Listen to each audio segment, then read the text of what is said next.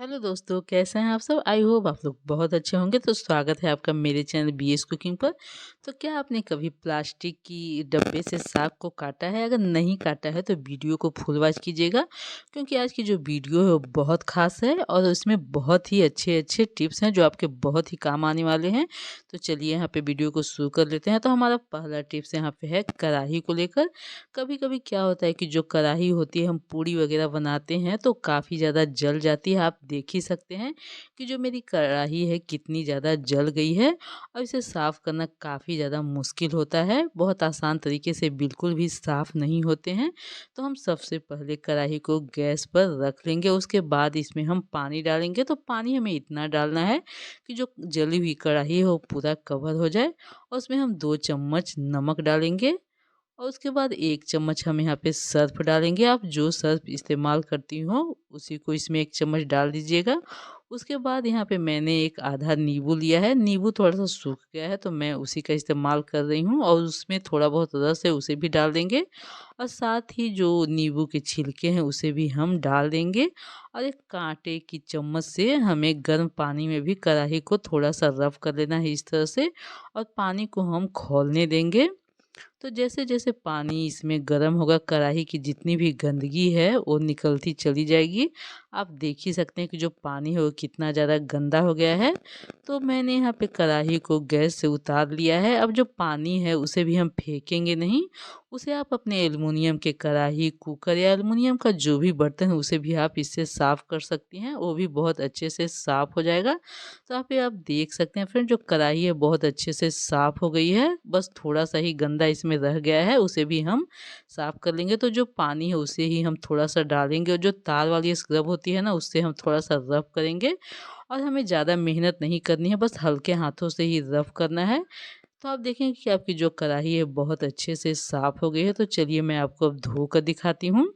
तो यहाँ पे जो कढ़ाई है वो बहुत अच्छे से साफ़ हो गई है। आप देख ही सकते हैं, पहले आपने देखा था जो कढ़ाई है कितनी काली थी और बिना मेहनत के ही मैंने इस कढ़ाई को इतने अच्छे से साफ़ कर दिया है। तो अगर आपकी भी कढ़ाई जल गई है तो इस तरह से आप साफ़ कर सकते हैं। और जो पानी है उसे आप अपने एल्युमिनियम के बर्तन भी साफ़ कर सकते हैं, जैसे कुकर हो गया या एल्युमिनियम का कोई भी बर्तन या कढ़ाई।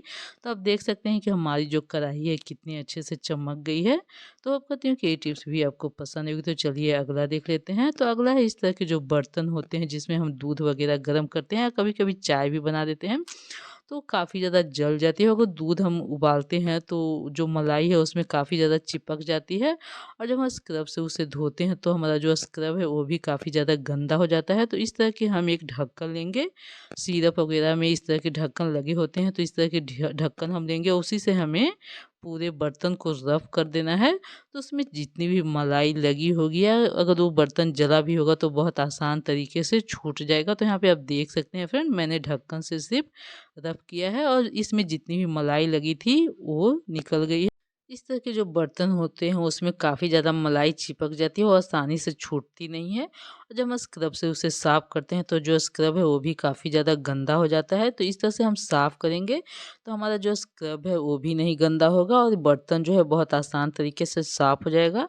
तो थोड़ा-सा स्क्रब में साबुन लगाकर मैं इसे और अच्छे से साफ़ कर लेती हूँ, ताकि इसकी जितनी भी चिकनाई है वो अच्छे से निकल जाए। और जो ढक्कन है उसे भी हम रख देंगे, क्योंकि इस तरह के बर्तन तो हमारे रोज़ हो जाते हैं, तो उसे साफ़ करने में हमको काफ़ी ज़्यादा आसानी पड़ेगी। तो इस तरह से आप देख सकते हैं कि हमारा जो बर्तन है कितने अच्छे से साफ़ हो गया है बिना मेहनत के। तो होप करती हूँ कि ये टिप्स भी आपको पसंद आई होगी। तो चलिए अगला देख लेते हैं।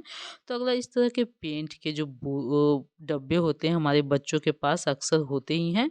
और जब इसका पेंट सूख जाता है तो हम इसे फेंक देते हैं, लेकिन इसके फेंकने के बजाय इसका हम बहुत अच्छा यूज आज करेंगे।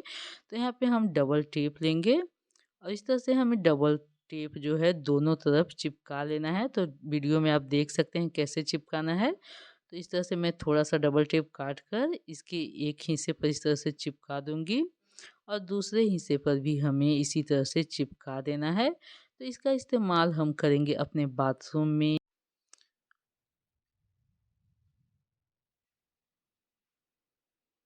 तो चलिए मैं अब आपको चिपका कर दिखाती हूँ। तो यहाँ पे आप अपने बाथरूम में इसे लगा दीजिए। इसमें आप किसी भी चीज़ को हैंग कर सकती हैं, जैसे हमारे ब्रश वगैरह होते हैं, हम उसे अगर डब्बे में रखते हैं तो उसमें काफ़ी ज़्यादा पानी जमा हो जाता है। तो इस तरह से आप ब्रश को इसमें टाँग सकती हैं और अपनी जीभी वगैरह को भी इसी में टाँग सकती हैं। इस तरह से आप देख सकते हैं कि ब्रश मैंने इसमें टाँग दिया है। तो इससे क्या होगा, इसकी जितनी भी पानी है वो भी निकल जाएगी और हमारा जो ब्रश है वो भी अच्छे से इसमें सेव रहेगा। तो इस तरह से आप ब्रश को इसमें टाँग सकती हैं और ये देखने में भी काफ़ी ज़्यादा सुंदर लगता है। और यहाँ पे आप अपने बच्चों के रूम में भी इसे लगा सकती हैं। उसमें बच्चों के पेन वगैरह भी रख सकती हैं। चाबी का जो गुच्छा है वो इधर-उधर फेंक के रखता है तो उसे भी आप इसमें हैंग कर सकती हैं। तो इस तरह से आप इसका इस्तेमाल कर सकती हैं। तो यहाँ पे आप देख सकते हैं कि मैंने चाबी को इसमें हैंग करके आपको दिखाया है और ये देखने में भी काफ़ी ज़्यादा सुंदर लगता है फ्रेंड। तो इस तरह से आप इसका इस फेंकने के बजाय इसका इस्तेमाल कर सकती हैं। तो होप करती हूँ कि ये टिप्स आपको पसंद आएगी। तो चलिए अगला देख लेते हैं। तो हम यहाँ पे एक प्याज लेंगे और उसे इस तरह से ऊपर की तरफ हमें काट लेना है। तो प्याज का जो पूरा छिलका है उसे निकाल लेंगे और प्याज का जो ऊपर का हिस्सा है, जो उसकी रूट है, उसे भी हमें इस तरह से काट कर निकाल लेना है और प्याज में इस तरह से चाकू से होल कर लेना है। तो इस तरह से आप देखेंगे कि जो प्याज का रस है वो निकलने लगा है। तो इससे साफ़ करेंगे हम अपने जो पिलास है, पेचकस है उसे। क्या होता है कि जो हमारे घर में पिलास होता है, पेचकस होता है, उसमें काफ़ी ज़्यादा जंग लग जाती है और इन सभी चीज़ों की ज़रूरत तो हमें पड़ती ही है। तो इसीलिए इसे हमें जंग से भी बचाना है।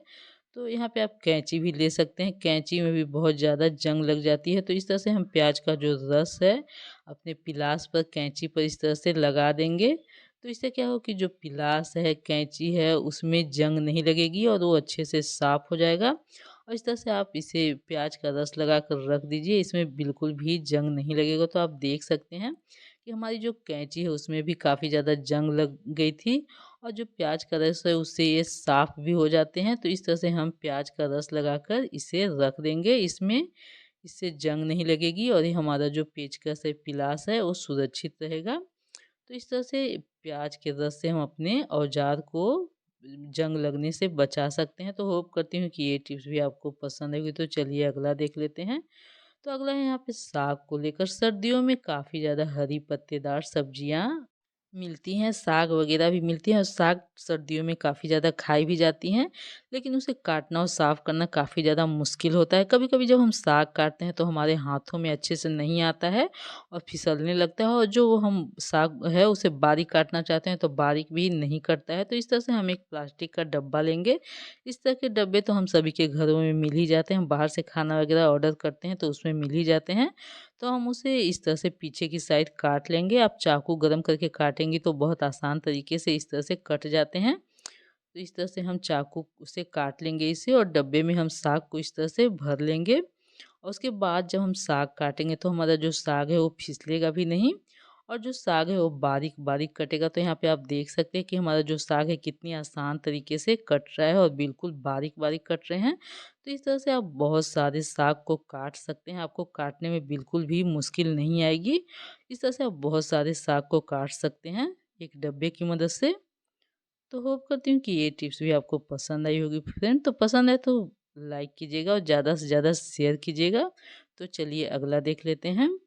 तो अगला है हमारा यहाँ पे नेल पेंट को लेकर। इस तरह की जो अलमारी होती है, जिस घर में बच्चे होते हैं, तो कभी अलमारी पर नेल पेंट के निशान या लिपस्टिक के निशान लगा देते हैं तो आसानी से नहीं छूटता है। तो हम यहाँ पे एक परफ्यूम लेंगे। इस तरह से परफ्यूम लेकर हमने जहाँ निशान है वहाँ पे इस तरह से हम लगा देंगे और रुई की मदद से इसे साफ करेंगे। आप देखेंगे कि जो आपका नेल पेंट है या जो लिपस्टिक का भी दाग है वो बहुत आसान तरीके से निकल जाता है, लेकिन जो नेल पेंट का दाग है वो आसानी से नहीं छूटता है अगर हम ऐसे साफ़ करें तो। लेकिन आप परफ्यूम की मदद से उसे बहुत आसान तरीके से साफ़ कर सकते हैं। तो यहाँ पे आप देख सकते हैं कि जो निशान है वो कितने अच्छे से निकल गया है। तो इस तरह से आप परफ्यूम की मदद से इस तरह के निशान को हटा सकती हैं। तो होप करती हूँ कि ये टिप्स भी आपको पसंद आई होगी फ्रेंड। तो अगर आज का वीडियो आपको ज़रा सा भी यूज़फुल लगे तो लाइक कीजिएगा और ज़्यादा से ज़्यादा शेयर कीजिएगा और चैनल पर पहली बार है तो सब्सक्राइब भी कर लीजिएगा।